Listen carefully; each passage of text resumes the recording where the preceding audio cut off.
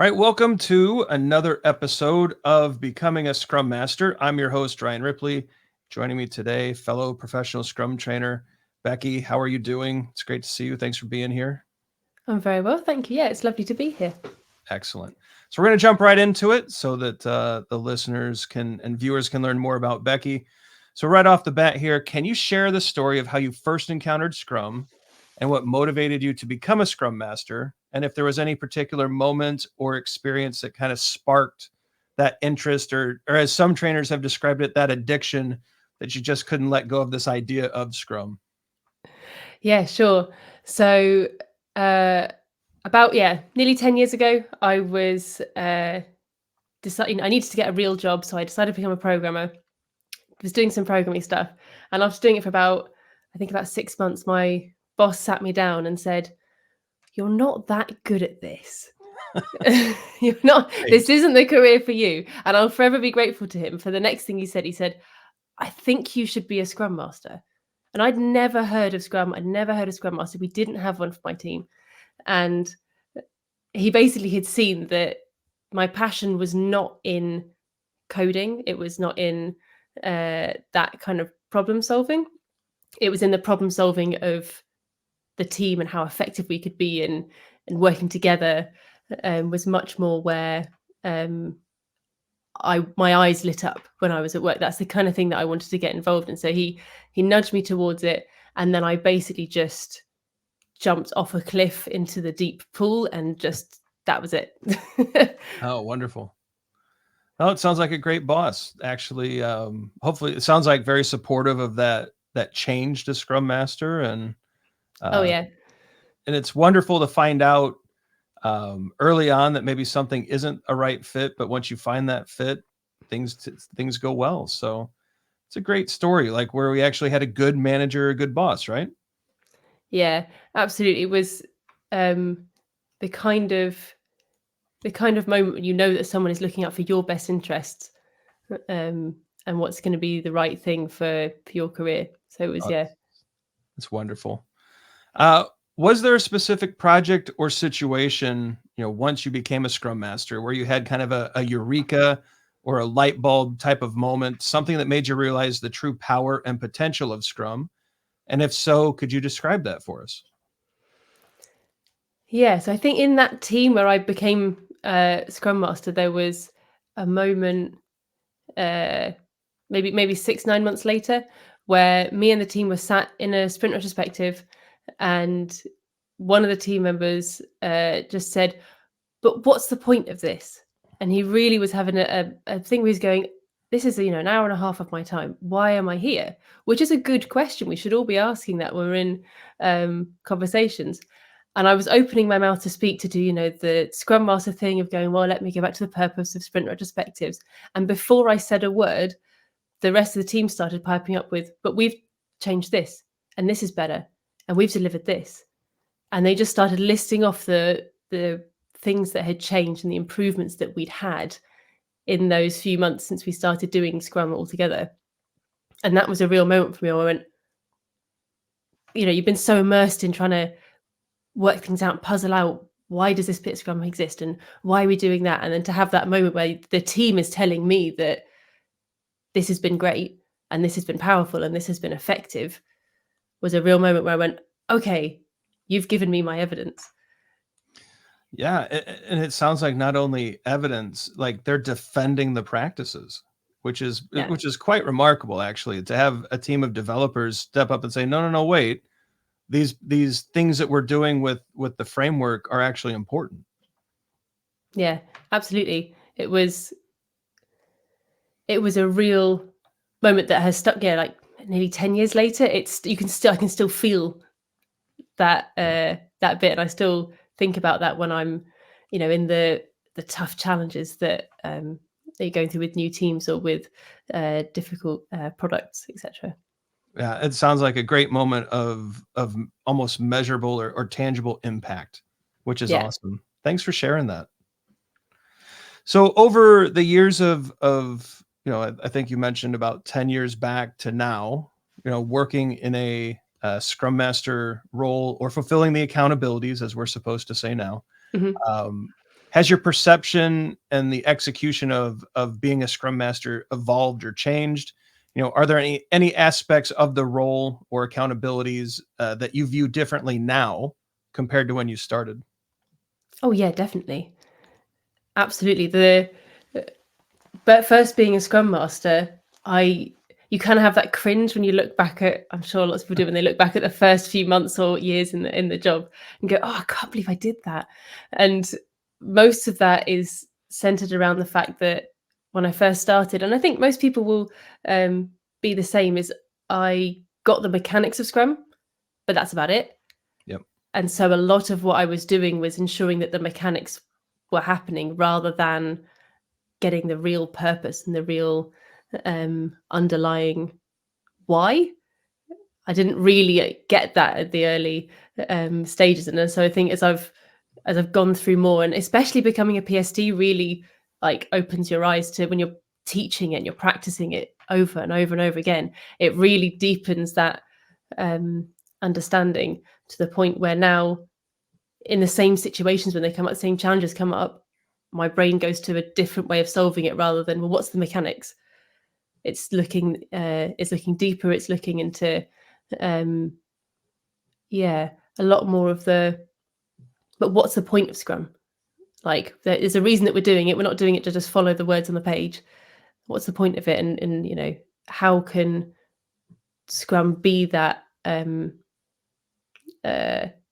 illuminator rather than it being a set of rules to follow, if that makes sense. It makes total sense. It's amazing how, at least the way that I've heard what you're saying and kind of how I've looked at it too, because I think we're pretty aligned here, is that Scrum almost fades to the background Yeah. the better you get at it. And it's really delivery and value and people and that whole, you know, ecosphere of stakeholders and all that other stuff that goes to the forefront, and the framework kind of drifts to the back. It's still there, it's still present, we still need it, but the focus kind of shifts more to those other things. Have I captured that correctly? Yeah, beautifully. And there's another sort of linked part of that as well, which is when you're new to it, all your energy goes on, I've got to make sure that the cogs are there and they're perfect Yep. and they're shiny. Whereas when you get later, you realize that actually, if I'm the person that's fixing the cogs, they're not going to run for very long on their own. There's also that kind of side that now I understand. When I mentor other Scrum Masters, we talk a lot about like tech debt, but not tech debt in terms of the product, but tech debt in terms of self-managing in the team. And if Sure. I go and fix that problem right now, I'm creating tech debt for later because there's not going to be self-management with simple things like facilitating the daily Scrum. If I'm always the person that steps in, I'm creating a problem for later that I'm going to have to fix, and that's kind of part of the going from the mechanics of making sure it's clicking and everything's moving to actually that, as you say, the framework going into the background a bit more. Yeah, it's that transition from everything moving to everything sustaining Yeah. that is really powerful to see.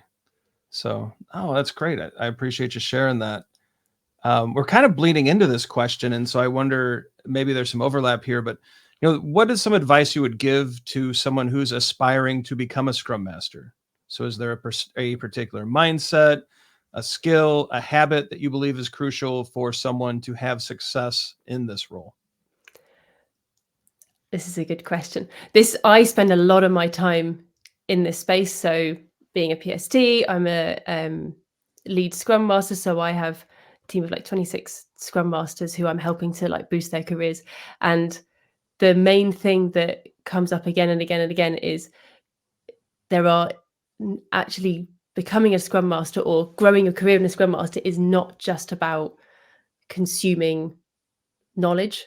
It's not just about reading books or articles or watching podcasts and videos and shows like this. These are great starters and you need those, but you've got to do it.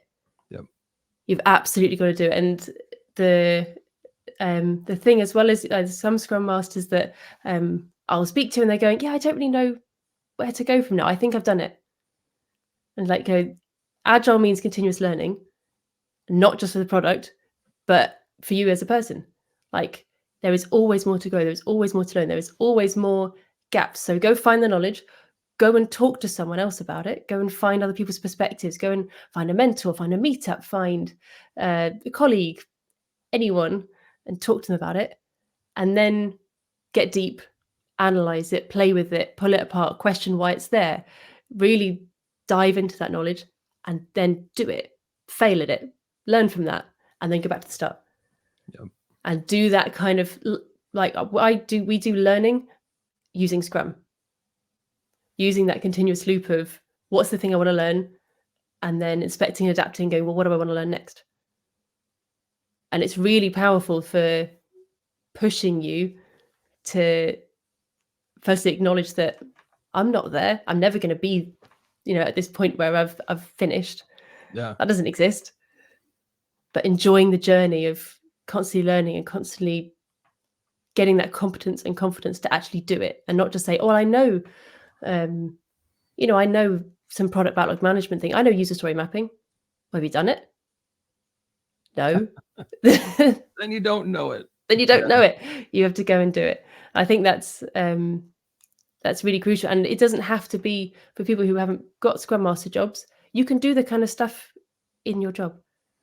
Yep. You can facilitate things. You can coach. You can mentor. You can teach. You can even just, start Scrum. You don't have to be given permission sometimes. Or ever, right? I mean, if you're managing a project, it can look like waterfall to the outside world, and it can look like Scrum inside the team. Yeah, absolutely. Why not?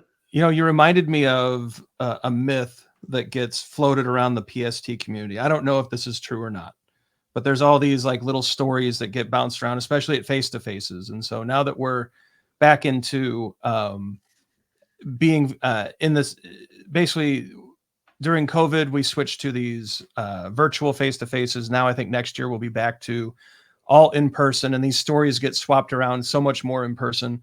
And one of them is that once when someone asked Ken on a scale of 1 to 10, how would you rate yourself as a Scrum Master? He said 6 or 7, that he had so much more to learn. And that whether it's true or not, or someone's passing, I believe he would do that. It seems totally possible within some of the interactions I've had, but it was such a, when that story was told, it was such a highlight, because even Ken, the co-creator of Scrum, would say, no, there's stuff I got to learn. And so as you're talking through, we never get quite up there, that there's always something to learn, but also do. It just, reminds me of that. And then also the famous picture of Ken at the Scrum.org headquarters, where he's pointing to the word done, and it's the point of Scrum is done. And so just learning, like, we got to get up there, but and learn, but we also have to get to done. We have to do something. And I think that's just such a powerful message for people that want to get into this role, that we're not, and I love that you brought all this up. We're not just waxing poetic on the virtues of Agile and going from meeting to meeting with our PowerPoints. We're in the trenches building stuff, and we're helping teams build stuff better. And we're learning constantly about what it means to build stuff better. And we're applying that and doing it. Oh, it's such a wonderful, wonderful message. Very good. Last question. What is the one book every Scrum Master should read? I mean, how do you choose? Maybe a way to frame this, because I struggle with this too. I have a desk literally full of books, and I love them all. Most of them. Some of them are bad, but most of them are great. What is a book that you would say gave you a boost as you were doing your learning, your deep dives? Was there one that just kind of made some things click? Yeah, I love your honesty with some books are, put them back on the shelf, and that's good. That's good to or in the bin.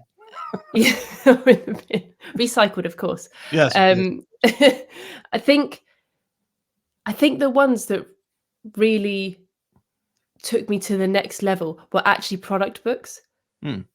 So reading Scrum Master books and Scrum books were amazing as a start, but I think the point where I got the whole why we're doing Scrum a bit more was when I started reading about product. So things like Melissa Perry, Escaping the Build Trap, Eric Ries's Lean Startup, the Professional Product Owner book to an extent, but more the storytelling, I think, was the bits that like opened my mind a lot more to, but why are we doing this? Yeah. And what's the business value of doing it? I think those are the ones where it inspired me beyond the team level to see the bigger picture and get that, you know, the framework's disappearing. We're seeing the bigger picture of why we're here was when I got into product reading. Awesome. Yeah, that's I don't know if we've heard that perspective yet. And I think that's such an important one, right? The whole, if the point of Scrum is done, which, you know, I think there's a good argument for that.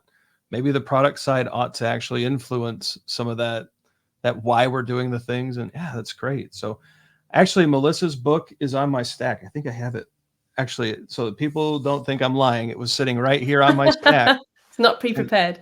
I wasn't even expecting to talk. We didn't talk before this. I wasn't expecting to bring this book up, but I wasn't expecting it to be brought up. But this is one that I'm actually guilty of not reading sooner, and so this is on my Christmas reading. For we take a few weeks off, I will definitely be going through Melissa's book, and I think that's just such a wonderful point to understand the product side as well, even as a Scrum Master, right? Even though you're not making the decisions, if you don't understand product management to an extent, how do you serve a product owner? Exactly. How do you guide a team in how they make decisions? No, I don't think you could. Well, Becky, I have thoroughly enjoyed this. Some wonderful answers here, and you actually conjured up some old memories of face-to-faces, and for me at least, and I appreciate that. It's I don't think about those things enough, and so love the fact that that happened. This time is yours. Is there anything that you'd like to promote or get in front of the Agile for Humans audience before we wrap this up? Yeah, I'd love to. So on the way that we do learning, I've set up some free meetups that do exactly that. So they're not meetups where you come and listen to someone talk. They're meetups where we do the workshops, and it's a self-directed. We choose a topic a week before as a community, and then we share some learning resources, and then we come in, share our different perspectives, do some analysis on the topic, and then practice it. And so we call it Feel the Learn because it's like a learning workout. It should make your brain sweat. It's not consumption. It's like actual application. So that's on Meetup. So follow me on LinkedIn and you can come and join us for this meetup. Very good. We'll get some links to those workshops and Becky's LinkedIn and anything else that she'd like to promote in the description to this video. So check out the description to connect with Becky. Thank you so much. This was great. Thank you. All right, everybody, be sure to like and subscribe so that you're sure to see interviews with more great people like Becky. Such a wonderful conversation, and you don't want to miss any future ones as well. Hit that bell just to be sure. Check out our socials. We're pretty good with Facebook, LinkedIn, and Twitter, or X, as I call it now. Todd and I are still working out Instagram. We're not quite sure what to do with it yet, but we'll get there someday. Some videos are going to pop up. It's our free Scrum Master 101 and EBM 101 courses here on YouTube. You have no excuses. Dive in, watch the videos, read some books, and then, as Becky would tell us, go do it. Get started and learn. Be sure to leave your questions and comments below. Questions and comments drive the channel and tells us how we're doing so that we can try to do better next time. For Becky, I'm Ryan. Go forward, do some great Scrum things. Scrum on, and we'll see you in the next episode.